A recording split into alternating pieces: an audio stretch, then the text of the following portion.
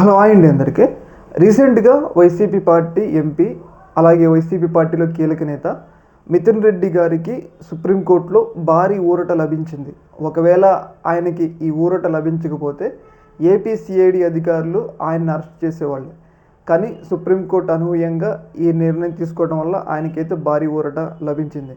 Actually విషయంలోకి వెళ్తే ఏంటంటే, మీ అందరికీ తెలుసు, ఏపీలో జగన్మోహన్ రెడ్డి గారు ఉన్నప్పుడు లిక్కర్ స్కామ్ జరిగింది. ఈ స్కామ్లో దాదాపు 4,000 కోట్లు ఉంది. దీంట్లో కీలక పాత్ర పోషించిన వాళ్ళలో మిథున్ రెడ్డి కూడా ఒకళ్ళు అని చెప్పేసి ఆయన్ని అరెస్ట్ చేయడానికి సిఐడి అధికారులు ప్రయత్నాలు అయితే చేస్తూ ఉన్నారు.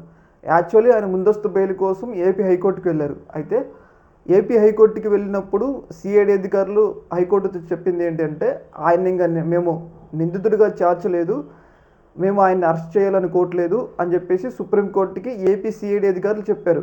అయితే అప్పుడు హైకోర్టు ఏమన్నది అంటే, వాళ్ళు మిమ్మల్ని అరెస్ట్ చేయట్లేదంట కదా, ఇంతవరకు మీకు ముందస్తు బెయిల్ ఎందుకు అని చెప్పేసి కొట్టివేయడం జరిగింది ఆ బెయిల్ పిటిషన్ని. కానీ మిథున్ రెడ్డి గారు చాలా తెలివిగా వ్యవహరించి సుప్రీంకోర్టుకి వెళ్ళారు.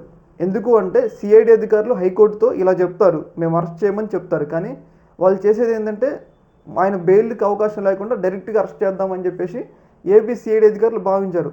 అందుకోసమే ఆయన ఢిల్లీ వెళ్తే ఢిల్లీకి ఏపీ సిఐడి అధికారులు వెళ్ళారనమాట. అయితే దీనిని గ్రహించిన మిథున్ రెడ్డి గారు వెంటనే సుప్రీంకోర్టులో ముందస్తు బెయిల్ పిటిషన్ వేయడం జరిగింది.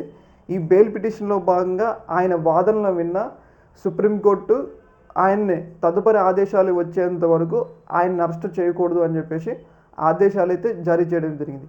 ఒక రకంగా మిథున్ రెడ్డి గారికి ఇది గొప్ప విజయం కింద మనం చెప్పుకోవాలి. ఎందుకంటే ఒకవేళ ఇప్పుడు ఆయనకి సుప్రీంకోర్టు ఈ నిర్ణయం తీసుకోకపోతే ఆయన ఒక రకంగా అరెస్ట్ చేయాలని చెప్పేసి ఏపీ సిఐడి అధికారులు ఢిల్లీలో కూడా మకాం వేయడమే జరిగింది. ఏదేమైనా కానీ మిథున్ రెడ్డి గారికి ఇది ఒక మంచి ఊరటనే మనం చెప్పుకోవాలి. ఈ యొక్క ఇష్యూలో మీ యొక్క అభిప్రాయం కింద కామెంట్లు తెలియజేయండి. ఓకే, మరి థ్యాంక్ యూ.